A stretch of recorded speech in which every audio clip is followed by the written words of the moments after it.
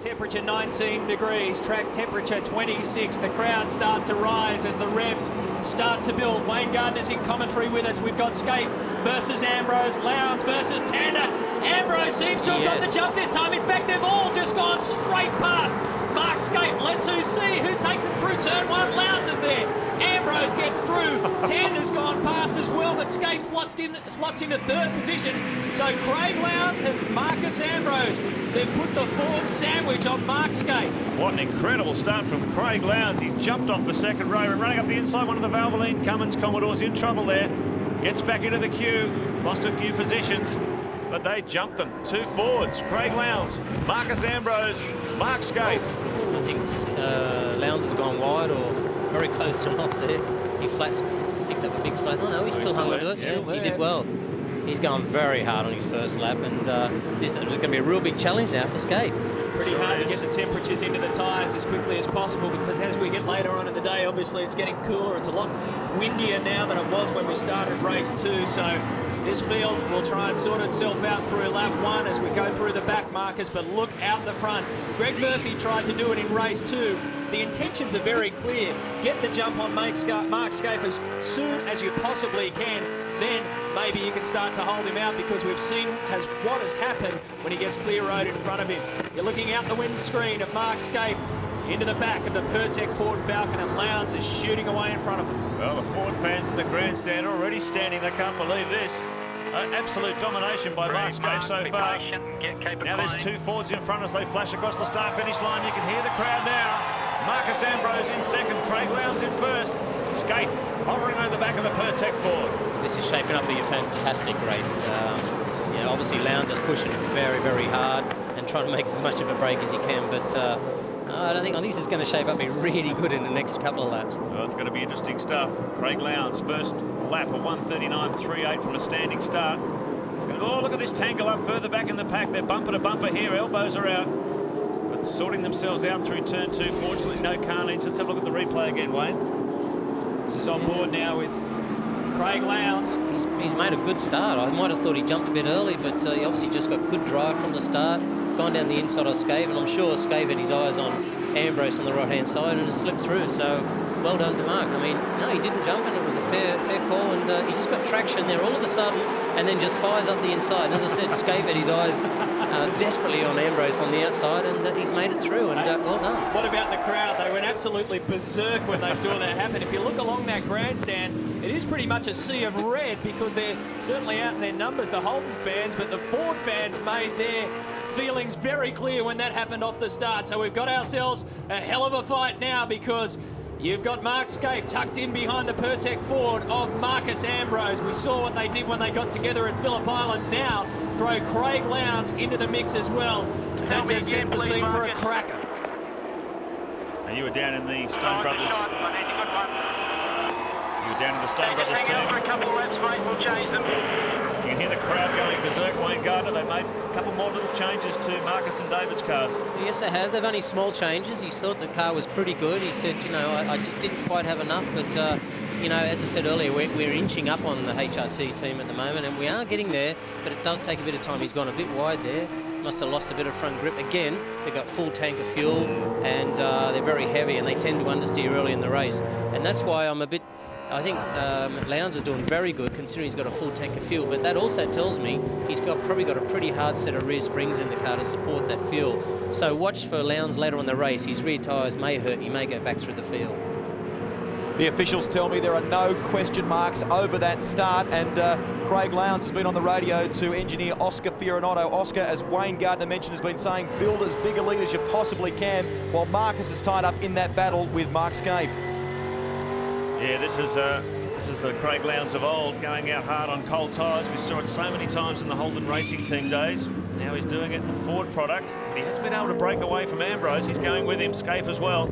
It's going to be interesting. This will be a test of nerves, Wayne Gardner, to see who peels off first for their compulsory tyre change. I guess it depends on where they're going to lie on the track. Like, for example, if I was Scaife, I'd be going in early, because it looks like that possibly Marcus is holding him. It's difficult to know. Obviously, I'm not in the seat, but if I was sitting there and I couldn't get by, then I'd go for a pit early, try and get in there and get out as quick as I can, and hopefully be in front of him at the next stint. But Lowndes, all he's got to do is hang in there as long as he can until his tyres go away. And Marcus, he's just got to try and preserve his tyres, look after his tyres, keep Lowndes in sight and try and keep Skate behind him. So they're all at the different tactics. Here's some guys that are going in very early in the race. John Bauer, Cameron Mcconville, I think the Team Brock car in as well. Jason Richards has come in also. The pit window opens on lap 2 and closes on lap 28. Fastest lap so far to Craig Lowndes. He's just done another quick one, a 1:33.94. Fastest lap of the race so far. No one's done a 33. So tyre consistency is going to be the key. The cars are getting down to the last of their tyres. Well, they are about a second off what they did in the first race. They were doing high 32s, and that was Ambrose and Scaife. So they are quite a bit slower at the moment, but it is early. Cameron Mclean in the VIP Pet Foods entrant has gone off in the Ford Falcon. Gets it back on the track. Looked as though he'd stalled it there, but he manages to get the power again. And Greg Ritter is in car number 71. John Bauer was in for about 11 seconds. Jason Richards was behind him in pit lane. And one of the Shell Helix cars has also been in and out. That was Ritter. So you're on board here with Mark Scaife. This is position number 3, looking out to position number 2, and Craig Lowndes is in front of them. Yeah, Ambrose has been on the radio saying his tyres are really no good at all, so he's coming in pretty soon. I think next lap to get shot of him and hope that this next set are going to be a bit better. Yeah, that's the trouble there. Just keep your head together, keep it steady. That's Paul Forgy, Marcus Ambrose, chief mechanic, man who carries the headsets and talk Marcus around the track. Just telling him to keep it cool. He knows the tyres aren't ideal. They have another set for him when he comes in for his compulsory tyre change. The trouble is the cars are only given an allocation of 10 tyres this weekend. By the time you're getting down to race 3, Wayne Gardner, you're really trying to pick the best of what you've got left. They're all second-hand, aren't they? You are. You're picking out basically the best of the bunch at that moment, and they're not too healthy after some big punishment of these tyres around here. And it's really just pure sight judgment on what you can choose, and obviously this set isn't working too well, so they'll probably come in early and grab another set. There's Craig Baird in the Team Brock Commodore. This is a very long stop. Longer than you would expect. There's some discussion going on at the front of the car. Let's have a look at this tangle further back in the pack. Oh. That's involving Cameron Mclean, so that's what happened to him. Looked as though he got tangled up with Rodney Forbes. Yeah, that was a bit nasty by Rodney by the look of it. That was a bit uncalled for, and put the VIP dog food out in the grass, trying to feed the dogs out there, wouldn't he? Let's have a listen to the throttle application in this car. We'll get an idea of... It's really coming onto it gently. Yeah, trying to look after the rear tyres. Just trying to ease it along. Mark Scaife's in no hurry at the moment. He's obviously comfortable sitting in there in third. He's not putting too much pressure on him. I see Scaife's got his headlights on. Yeah. That's the first thing you do for harassment. So the onboard telemetry from the Pertec Falcon, road speed on the left hand of your screen, engine revolutions on the right, gear positions, and of course brake applications. They're riding with Marcus Ambrose. Mark Scaife filling up his mirrors. A 1:33.83. For Lowndes, he's gone faster again. What about that? His quickest time in race 2 was a 1:33.75, so he's knocking on the door of his race 2 times at this stage. Top speed of 268 for Marcus Ambrose down that main straight. This is turn 2. Look at the speed of the car. Drops all the way back to about 70 k's an hour. 1.7 seconds the gap between Lowndes and Ambrose. He's just pumping it out a tenth or 2 each lap. Tander's catching up to these two, and he's on a pretty good pace as well. In fact, he's pulled in Scaife, so these two Holdens against two Fords is going to be an interesting challenge. Glenn Seaton comes in, a bit of smoke coming out of the Ford Credit car. So Glenn Seaton in car number 5 hasn't had a great year all round. He's had to fight every inch of the way from round 1 to round 2 where he picked up the pieces. Now he's back here, had to go through pre-qualifying, and he's back in the pit lane with another problem on his hands. The top 5 at the moment is Lowndes, Ambrose, Scaife, Tander and Murphy.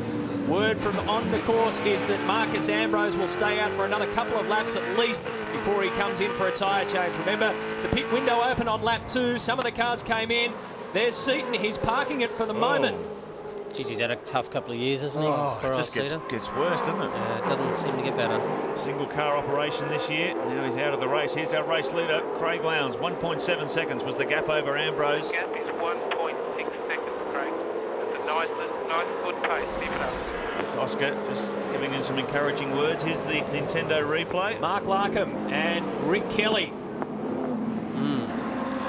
Plenty of elbows out back in the pack, isn't there, Wayne? Like you get back there in that 10 to 20, 25 no man's land. Gee, there's some fisticuffs going on. You know, I think it's much harder racing down midfield to the back than it is out at the front. You know, at least you've got a clear road to go by there. Here's Greg Murphy coming in for his compulsory stop. It's lap 6, so carbon copy of race 2. Some of these teams choosing to get this compulsory stop out of the way as early as they can. That was a good stop, by the way. It was very clean. Imagine the pressure that's going to be on these 3 teams when they come in. If they stay locked in this battle, it's really going to be down to the pit crews to get their car out as fast as they can. So there could be an opportunity for a bit of fumble. Geez, Lowndes, you know, you give him just a sniff of victory, and look at him, he's into it. He just he's going as hard as he can. He sort of changes his character in just that instant, you know. John Bowe has the quickest time out there at the moment, a 1:33.180. Remember, he came in very early on for a pit stop. Well, Craig Baird has just come into the pits with a drive shaft problem, but another driver in the pits with dilemmas of some kind is Glenn Seaton. What's happened? I think it's broke the engine. Somewhere in the engine, it's just dropped cylinders, and then she's a heap of smoke, and she's put out the flame. So, oh well. Unlucky. Yeah, it is, but we'll be back. Chin up. Thank you. He can't take a trick this year, can he, Glenn Seaton? 2-time winner here at Eastern Creek in 93 and 97, the same years that he won on the end, so I mean, the it's up overall to you series. whether you want to pit or not. Well, there's some word from the HRT crew, just discussing with Mark Scaife when they want to bring him in for his tyre change, or watching the relative lap times around them.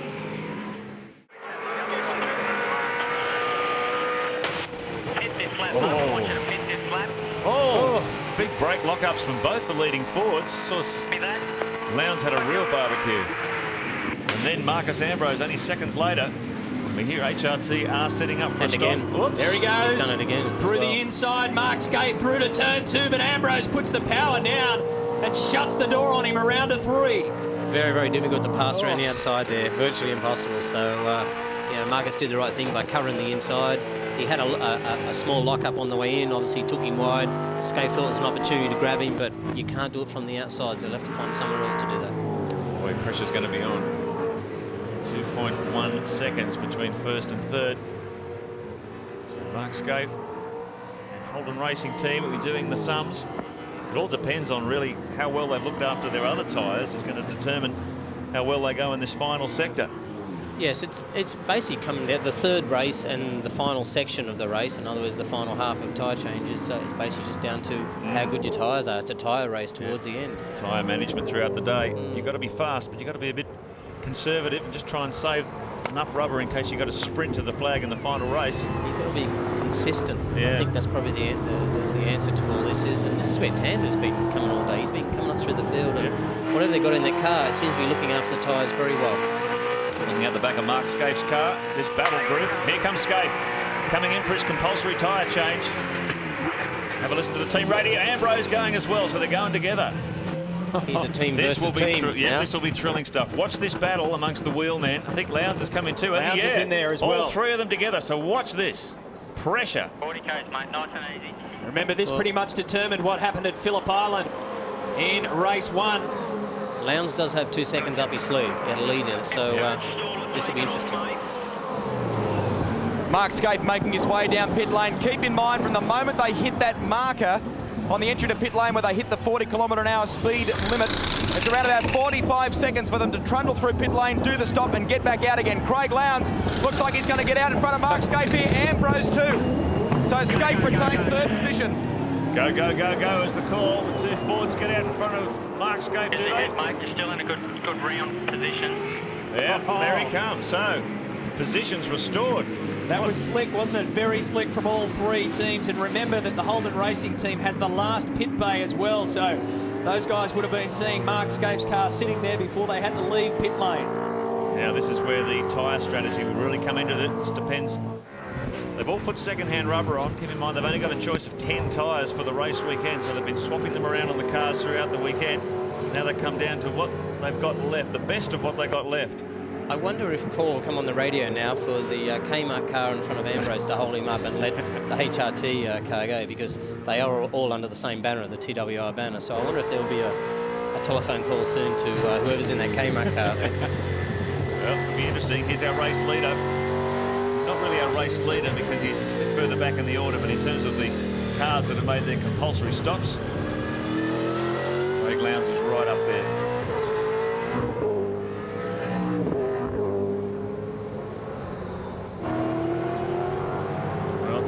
record for Mark Scaife.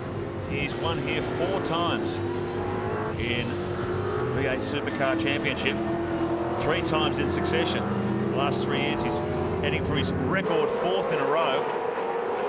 And here's the fastest lap times you can see on the bottom of your screen. Who's got the tyres hanging in at the end? 1:33 neat for Murphy, the quickest one. Look at those times, they're very similar to what they were doing in race 2, Wayne Gardner. So yeah, that was lap 8, so they've picked the pace up a bit. yep. Interesting to see how these tyres are looking at the end of this one. 39 laps the total distance. They've got a long way to go, and they are on second-hand rubber. Here's Rick Kelly holding Young Lions car. Caterpillar Falcon of Simon Wills gets back into the action. Craig Lowndes. Lowndes has done a very good job on his outlap on cold tyres. Yep. He actually made it. I think he's pulled about another second on them. So so he's very good on cold tyres, as we've seen at the start of the race. So he's got that added bonus, I guess, in pitting and getting out early. He's back in 16th position at the moment. All the cars in front of him yet to make their compulsory tyre changes. So as they come in and pit, you see the 00 Motorsport Ford move up the order.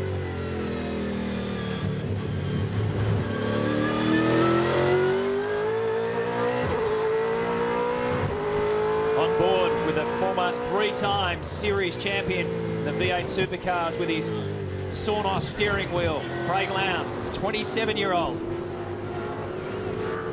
That steering wheel looks like it's something out of Star Trek, doesn't it? Car 34, Garth Tander, you saw him in that leading quartet in the opening laps of the race. He comes in for his stop. Just trying to confirm whether Greg Murphy has already made his compulsory change. Oh, another Lowndes one. locking up that inside front. You know, if he keeps doing that, he's going to obviously get a flat spot on his tyre, and he'll have to pit in again and get another front left. But he's obviously pushing very hard as he can now to try and get a break on the rest. Well, he hasn't won a round since Queensland 500 back in 2000, Craig Lowndes. That was when he was driving a Holden. It appears highly unlikely that he can lock up a round victory here, but he could certainly lock up a race 3 victory. This is only lap 12 of 39, and by my reckoning, on the overall standings for the day, I'm pretty sure that Marcus Ambrose has to put more than 1 or 2 positions in between him and Mark Scaife to put some pressure on him for the overall victory. Remember that Scaife has got 2 out of 2 victories as far as the races go here. The third one is certainly up for grabs, and it's a hell of a fight between Holden's #1 man and Ambrose and Lowndes from the Ford fight. So Lowndes is there, Greg Murphy's in between them. Car number 4 is Marcus Ambrose, of course, and behind them is Mark Scaife. But car number 51, which is Murphy's car, is coming all the way up in there. He's pitted, and 15 is Todd Kelly. There's just some conjecture here with the timing. We're not quite sure why they're showing some cars are making their stops and some haven't. We're pretty sure that Murphy hasn't made his compulsory stop yet, because that's how those other guys have ended up with about at Murphy's track position. I think what they might have done is made a mistake between that one and car 15, because they've now finally got Todd Kelly on the board. We saw him come in and out of pit lane, and pretty sure you're right about Greg Murphy, which is the reason why he's sandwiched up in there between our race leaders. Here's John Bowen, the Aussie male Ford Falcon, position number 17 at the moment. The quickest time, a 1:33.18, and he bumps himself up 1 position as he comes across the start-finish line. Jason Bright, Todd Kelly, we just saw Kelly come in for a stop. David Bernard, Tony Longhurst, Jason Bargwan and Max Wilson. Plenty of cars out there still to make their compulsory tyre change. At the moment, Craig Lowndes back in 11th and moving up the order. Sorry, Mark, I was just, I mentioned to you earlier at the start of the race, David Bernard, obviously he's my teammate, but they did made some changes, and he's now presently 3rd. Obviously he hasn't pitted yet, but I know that the car is running strong. He's very happy with the changes. Hello, Kim. And which is a good sign, and a good sign that he's coming through with obviously with the Caltex Haviland car. Kim Jones there just waving to the cameras, team manager of the Aussie male Ford team. Just to let you know too that Oscar Fiorinato has been on the radio to Craig Lowndes. There's been some conjecture about Greg Murphy. He has definitely pitted. So Oscar's been on the radio to Craig now saying, hey Craig, it is for position. Greg Murphy is there with you. Well, he snuck in and out under everyone's guard, didn't he, Greg Murphy?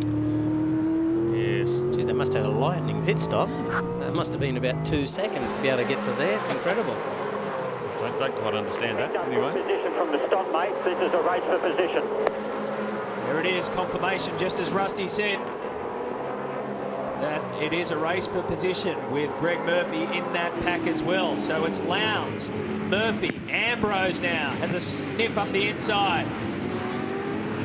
I guess, well done, well done. Oh, just sneaks up inside. Well done. Little bit of a bang there. How good was that? Good pass, that. Had him, just caught him napping. I think yeah, exactly. I think caught him off guard there and didn't realise. And I think Marcus is going to catch Lowndes. As I keep saying earlier, is that I think the car's stiffer with Lowndes, and I think it'll work the tyres hard. He'll have the earlier pace, and Ambrose is he's good at being consistent. He's good at looking after the tyres, and I think that he can catch him. And Scaife didn't make an impression on him as well. And at the moment, it looks like Ambrose is the mover in the pack. Tander, fastest lap of the race. A little bit of a lock-up from Greg Murphy. Super cheap autos. So Tander, 132.91. That's back into the quickest times we saw from Mark Scaife in race 2. 132.99 for car 1. Replay of this pass. That's a good pass. I think Murph has got in there a bit. Yeah, he's gone in a bit wide. Got a lock, tried to catch it. As he got it all under control, he's let Ambrose slip up the inside, and thank you very much from Marcus. There comes Scaife bearing down on the other TWR Commodore. We're on board with Greg Murphy. Just goes to show the slightest little hiccup, this level of competition, and someone will take advantage. Looking at the back of the Kmart Commodore at Mark Scaife. These guys battling for 9th, 10th, 11th and 12th positions. I wonder if there'll be a call on the radio now for Murph to let Scaife go up the inside. Soon they're under the same team, you know. R35, Jason Bargwanna, the survivor from Phillip Island. Remarkable story earlier in the telecast, documenting the rebuild of that car in a very short space of time. It's amazing Bargwanna's even here. I think that accident showed really just how strong these cars are and what a good safety solid they're sitting in. And obviously it's a very dangerous sport, but there's a pretty good element of safety now in it, built in obviously with equipment and particularly the strength of those cars and roll cages. Some of these positions, so those yellow boxes showing how many positions they've climbed up the field. They can be a little bit deceptive when these pit stops are taking place, because you find yourself climbing up the order as a result of people pitting. This is on board. Mark Scaife applying more pressure to Greg Murphy in the Kmart Commodore. There he goes. I thought he'd try here on brakes. Yep. I was just about to say, I bet he goes for the inside here. And to me, that looked like, I'll move over and let you through. I think there might have been a call on the telephone to him. You're convinced, aren't you? I'm convinced. I'm convinced. They drive for the same team, different colours, but you know, and that's how teams should work. They should work together like that, and I'm sure that was what that was all about. David Bernard comes in for his compulsory stop. They've left him out much longer than Marcus Ambrose, lap 16 of 39. Looking good, Dave. We're up in 6th place. If you count the pit stops as well, head down when you go out. Giving you some encouragement there, Campbell Little on the headsets. Yeah, Campbell's a good guy, and he runs a good operation there. And I think David's doing a good job this week. It was just unfortunate they had a wheel roll away in the past pit stop, and I can see it's not happening this time. And the Caltex 17 team are getting the side changes together, and away it goes. That was a good stop. So I'm sure we'll see him make some places up in this next stint. You also saw Brad Jones in car number 21, the Aussie male Ford Falcon, in there for his pit stop as well. That's Cameron Mclean. He's in front. You can see throttle position there on the left. Road speed in the middle. Brake balance on the right. And there's his lap time in the middle, isn't it? Lap time's in the middle. Yeah. And his corner exit speed is the bottom box. I think he'd be so busy looking at Marcus Ambrose at the moment, he wouldn't be looking at that too much. Look at this, another go. This is it. Ambrose. Good end in tears, this one. He's hanging on by his fingernails on the outside of that turn. Has he got him? No, he's got him. Scaife gets him. And the Holden fans go mad in the grandstands. They're watching on this on the big screen on the main straight. That was the obvious place to attack Ambrose. He was at his weakest there, wasn't he? Yeah, absolutely. And every time he tried to get the car in there, it'd lock the front. And, you know, if he did happen to keep locking it, it's going to flat spot it, and he'll have to come in for a tyre, and of course the race is over. So that was probably the wise thing to do, and it was quite smart of Marcus. Well, those figures show you there that there's plenty of speed behind these leading drivers. Jason Bright on lap 16 has the fastest time. Currently, Jason Bright in car number 2 is in position number 8. And you've got Garth Tander as well there. He's hanging onto the back of this pack while Scaife and Ambrose have a fight. Tander ducks through the inside and gets Ambrose. Does he at turn 10? Yes, he does. Tander goes through as well. So Marcus Ambrose losing speed, losing position at the moment. Well, it's great to see Garth Tander back in a more competitive situation. That was a terrible shock last year after the brilliant season they had in 2000. They really lost their way last year, but they went away over the summer, completely pulled the cars apart. In consultation with Steve Kramer, their suspension man, they went right through and reconfigured the whole, particularly the front end. It's made a big difference. Rodney Forbes gets it locked up at turn one. And misses it completely out onto the grass. That's the nice thing about Eastern Creek is there's not a wall right at the edge of the track. You've got plenty of runoff area, and that's so good. I mean, that's obviously a mistake that he's made. He's locked up, he's gone straight ahead, but thank God there's no walls close where you slam into and obviously causes big damage. That was actually a turn two, not one. If he had been coming through one, it would have been at about 200 plus going through there. Yeah. Let's watch this gap now between Craig Lowndes, who is officially the race leader. Mark Scaife in second, 4.1 seconds behind. So it's going to be interesting to watch this gap.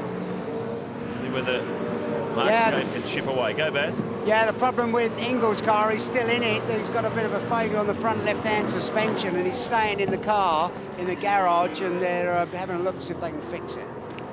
Yeah, not a good start to the championship for Russell Ingall. He's been very competitive in this series over the years. Yeah, he came into this round in 13th position in the championship. Now, he had a good start. He qualified 7th, got a 5th placing in race 1, and then it's all gone downhill rapidly from there. 29th in race 2, and right here in race 3, he's stuck inside the Caltex garage. Lap 22 of 39. Your PlayStation race score tells the story all the way down to position number 24 there, which is Larry Perkins at the moment, but out in front, it's all settled out with the pit stops. Craig Lowndes, Mark Scaife, and Garth Tander. 17 laps. Look after your tyres. That's the message, look after your tyres, but he's also going to have to look in his rear view mirror because Mark Scaife is closing in on the Holden Racing Team Commodore. We'll check the gap, 3.8, so Scaife's taken 3/10 of a second out of Lowndes' lead. 3.8 seconds the gap, 3.8 seconds. Scaife made up 0.3. Very nervous Double O Motorsport team watching on. This is this great shot from the Channel 10 in-car camera of Craig Lowndes hard at work. And Tony Longhurst wants a sniff of that as well, and he'll get it. So Richards loses 3 spots in all of that. That's the short back and sides. The 3-time New Zealand Touring Car Champion. He's one of the first timers here at Eastern Creek. Rick Kelly, Max Wilson and Simon Wills, the other guys to make their V8 Supercar debut at this circuit. Tony Longhurst is one of those guys who's been here 10 years in the touring cars. Mark Scaife and Seaton and Bow and Perkins, all the usual suspects, I guess you could call them. So there's experience in front of rookies, and in front of Tony Longhurst at the moment is car number 35 of Jason Bargwanna. There's John Bow with smoke pouring out of the left-hand side of the Aussie Male Falcon. So there's rubber coming off that tyre too. It might be cutting on the guard. Not quite sure what's... Might have possibly had a touch or something. It's difficult to know, although it seemed to have cleared.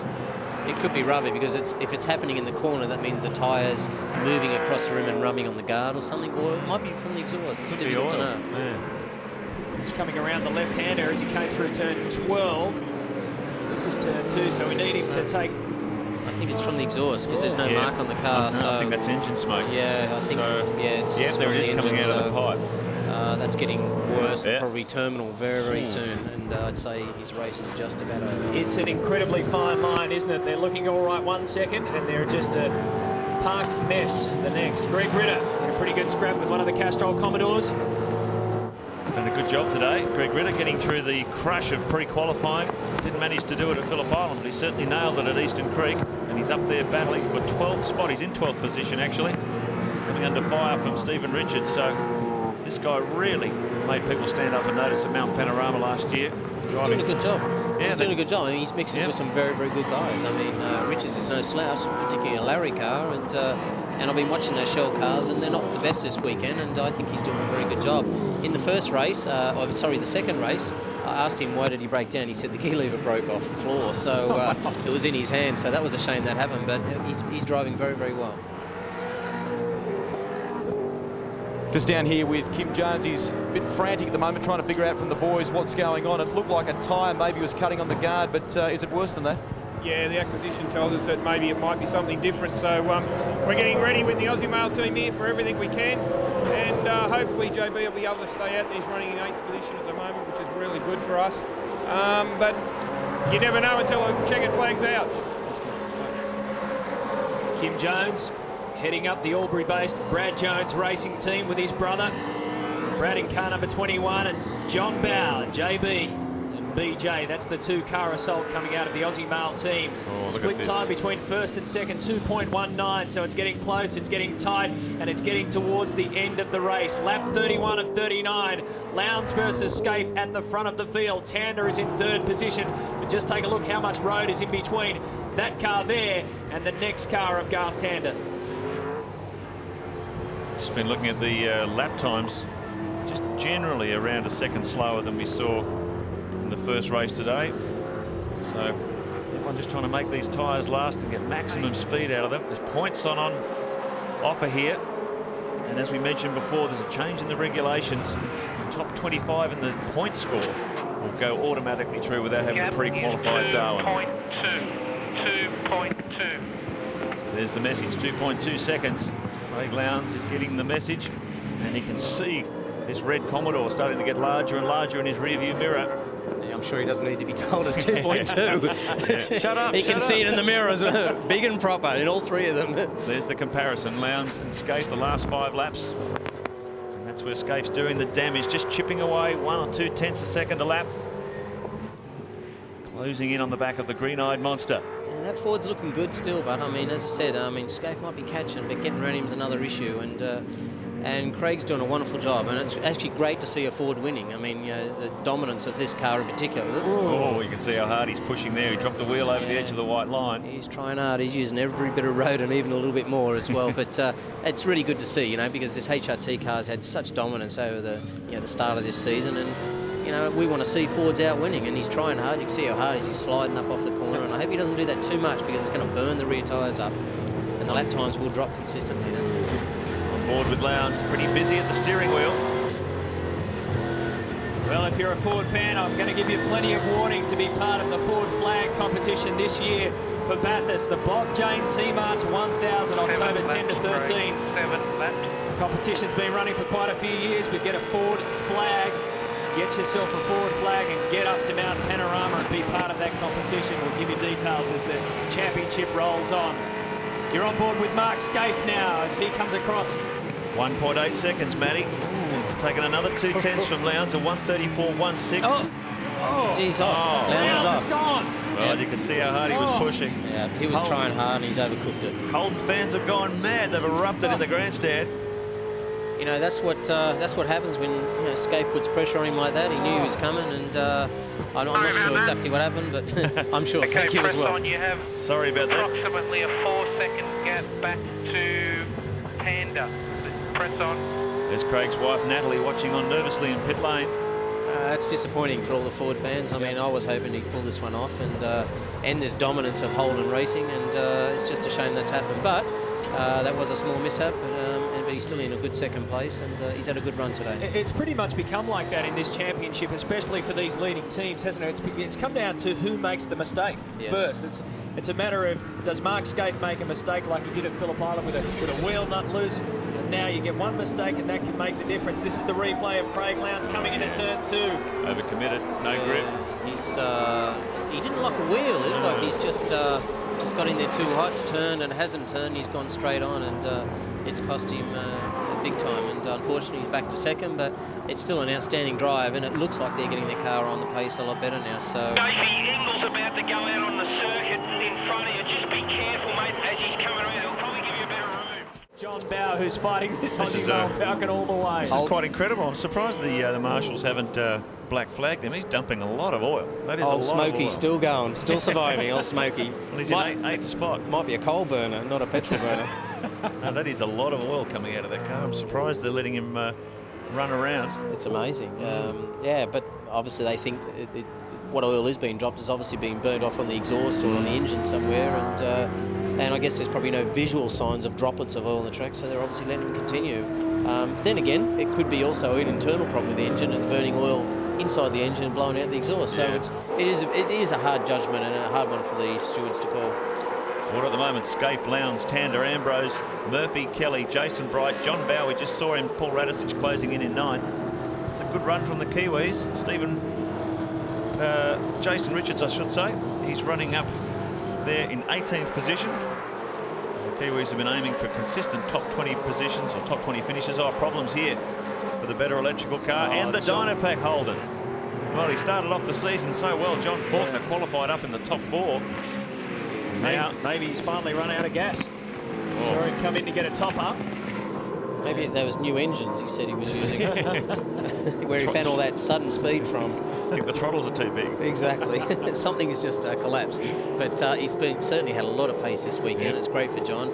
He has been a struggler in the past, and you know, to go and qualify in the top 4 in here is a fantastic effort. So it was a shame that he's obviously run out of petrol or whatever it is there, and he doesn't get to finish a race. But he's done a great job this weekend. Car 71, Greg Ritter. We looked at Greg earlier on, 11th spot. Stephen Richards in 12th. I tell you, one of the other good movers is in front of this man, Greg Ritter, is Cameron Mcconville again. He showed tremendous grit to come up into 10th position in race 3 here.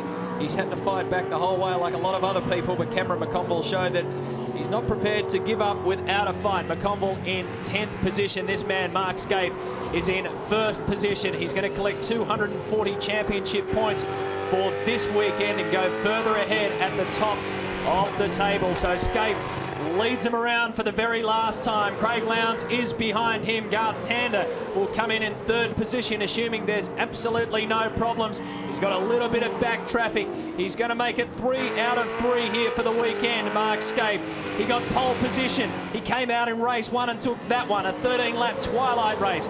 Race 2 here today, he dominated that one from the word go, and in race 3, well, he got swamped at the start, Mark Scaife, by this man, Craig Lowndes, and in fact, Marcus Ambrose. They put the Ford pressure right down on him from the word go, but he showed that he's got what it takes to fight back. Waited for a slip up from Lowndes, snuck through and took over the race lead. Here he comes, the 34-year-old Victorian Mark Scaife on his last flying lap around Eastern Creek, a circuit that he's just dominated at for the Holden Racing team. Great weekend yet again. And Mark Scaife becomes the only man to win 4 times straight at the same circuit. Holden Racing Team domination from number 1. Craig Lowndes comes across in 2nd. And got some good points, so that was very good. They're talking to Garth Tander there. He did get some good points, 119 all up for finishing 3rd in race 3. Marcus Ambrose in 4th, and Greg Murphy comes up into position number 5. 3 out of 3 for Mark Scaife here at Eastern Creek. And in fact, that makes it 4 out of 4 overall. 4 straight, in fact. And 5 times he's won at Eastern Creek. There you go. They were the Ford challengers, Lowndes and Ambrose. They put up a great fight, didn't they? Ambrose finishes in 4th position. Scaife is the man, yet again. Is impressive. You know, the guy's got a lot of fans. He's also got a lot of enemies as well out there. And like him or hate him, he's done a good job. Very consistent, very good pace. And that Holden Racing team, they keep giving him a good product to go on and do it. So congratulations, Mark. It was a well-deserved victory. It certainly was. His 28th round win. And his 51st career race win.